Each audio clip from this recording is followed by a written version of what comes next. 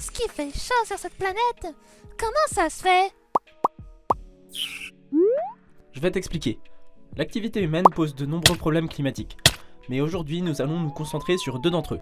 La production de gaz à effet de serre et l'augmentation des températures moyennes, qui sont, selon le rapport du GIEC de 2025, les principaux problèmes liés au changement climatique. Les conséquences de cette hausse des températures sont diverses. Fonte des glaciers, de la calotte glaciaire, inondations, tempêtes et bien d'autres. Mais d'où vient ce réchauffement global? Eh bien, les principales causes sont les gaz à effet de serre. Ici, on a un graphique de l'évolution des émissions carbone de la France. On constate une baisse significative de nos émissions entre les années 90, où l'on rejetait près de 600 mégatonnes de CO2, et 2024, où un peu moins de 400 mégatonnes de CO2 ont été rejetées, soit une baisse d'environ 200 mégatonnes. Oh bah ça c'est chouette.